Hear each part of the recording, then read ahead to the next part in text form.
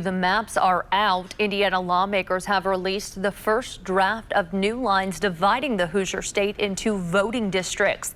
These are for the Indiana and U.S. House of Representatives. This week, lawmakers and the public will discuss the maps before approving them and moving on to the new Senate maps.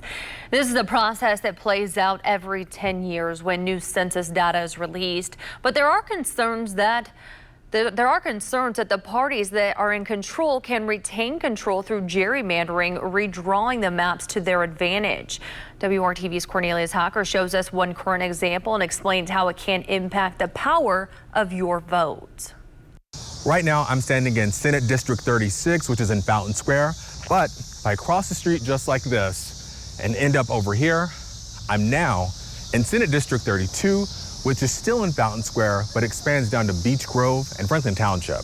Julia Vaughn, Common Cause Indiana's executive director, calls this cracking, which means voters in some districts, mostly urban areas, have hardly any political influence because they're lumped in with huge swaths of rural voters.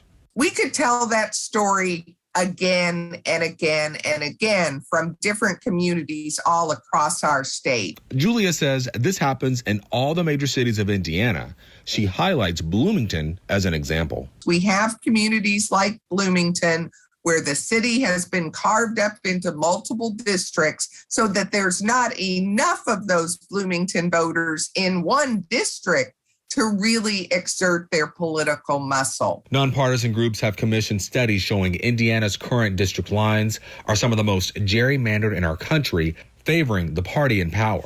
As is, we have a system where politicians largely pick their districts, not voters pick their politicians.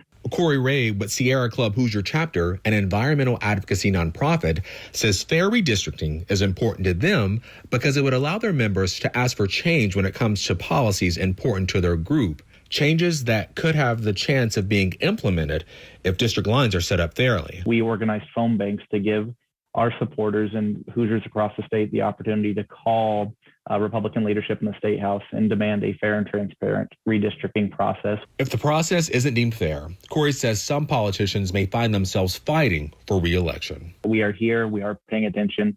We aren't going to forget about this come next election cycle, and to let legislators know that their actions do have consequences. This is about fundamental fairness. Are we going to have elections that are fair, that give Hoosiers, no matter where you live, what your zip code is, what you look like, are you going to have as much say as the person in the next county over? Cornelius Hocker, WRTV.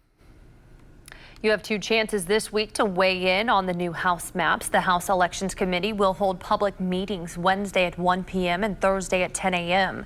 The Senate maps will be released next week, and we plan to keep you updated on the process at WRTV.com.